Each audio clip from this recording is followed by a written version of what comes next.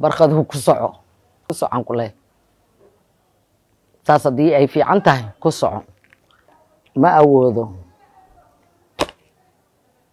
ra'iisul wasaaraha aan wasiirkiisa ahayn inaan mushaarka xukuumadda aan wasiirkiisa ka ahay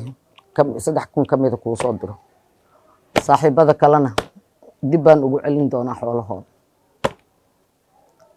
adigana waxaan ilaahay kaaga baryayaa inuu xaqa ku tuso garabkaaga galo bismillaahi raxmaani raxiim sida laga warqabo maalmahan waxaan ku maqnaa safar deegaan doorashadayda dowladda Hirshabelle waxaana uga qayb galnay damaashaadka munaasabadda sanad guuradii 5aad ee dowladda Hirshabelle waxaan rabaa maanta marka soo noqoshadayda inaan ka hadlo arrimo maalmahan taagna oo ku saabsan dad ka soo jeeda dowlad goboleedka Koonfur Galbeed oo dhibaato ka soo gaartay deegaanadii ay ka deganayeen Somaliland laascaanood qof waliba damiirkiisa qofna waliba dadnimadiisa ummad waliba sidii ay u fahamto islaamnimadeeda ayay qosaysaa marka laga soo tago dowladda iyo maamulada dalka ka jira waxaa si gaara ii taabatay hadalkii ka soo yeeray in adeerkay xildhibaanka aqlabiyadda codka reer Somaliland lagu doorto barqad jaamac bato uma taageeraynin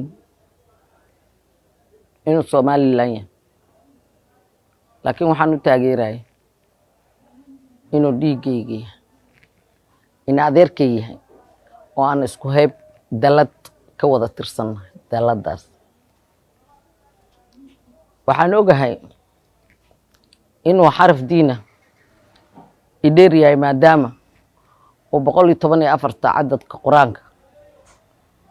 oo xafidsan yahay oo xaafid noqday anigu waan aqriyaa markasta quraanka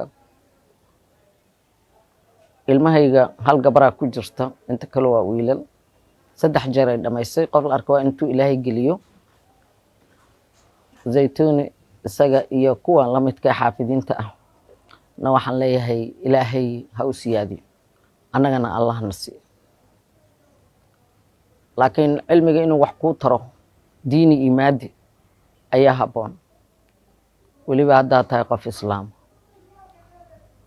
damqashada dadka Soomaaliyeed guud ahaan ay u damqadeen dadkaas wixii ku dhacay barqad ma garan waay barqad ma garan waayin inuu haddana sii abbaaro ra'iisul wasaaraha dalka barqad ma garan waay laakiin xanfalay baa qaadataan leh ilaahayna ha ka soo celiyo naxariistaas qalbigiisa ha u geliyo waan ogahay siduu u hadlay waan dhageystay anaan waqti u haynin haddana meelo badan ay iiga soo dhacaysa oo la iiga soo diray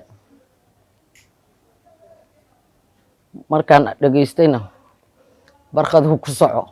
ku socan ku leh taas haddii ay fiican tahay ku soco barqaduhu xusuusnow dadka Soomaaliyeed dunida meel shay ka joogaan ayaa duca lagaaga soo aqri inta codka ku siisay waxaa ka sii dadaal badnaa inta duca habeen iyo maalin kula joogta oo ay ka mid yihiin dadkaas, oo ay ka mid yihiin dadka ay ka soo jeedaan. Barqadow, adigii dadka Soomaaliyeed waxaan u sheegayaa, hore waxaan u ballan qaaday baabuurkaasoo dareenkayga beddelay markii aad gaarigaaga u gaday dadkii codka ku siiyey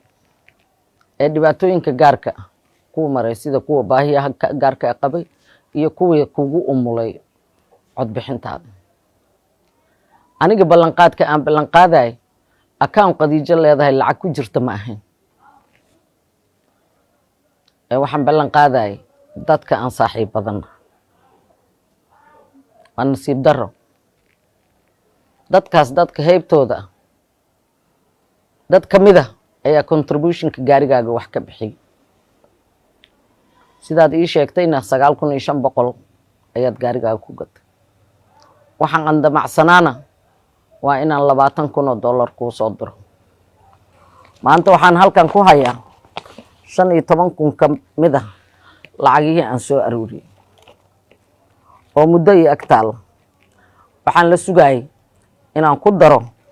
5,000 oo iyadoo 20,000 aan kuu soo diro. In adeero, lacagtan waxaa ka mid ah lacagta aniga aan ku daray oo ah $3,000 ka mid ah,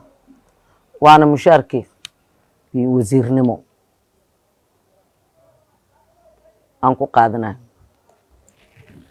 12,000 6 qof food oo aan saaxiibo iyo ehel nahay iyo tol siyaasadeed ayaa min 2,000 aan ka qaaday. waxaan ula soo daahayna iyadoo lagu leeyahay aawo Khadiijo baabuurka ay kuu soo dirtay inaan 20,000 gaarsiiyo oo gaari muuqda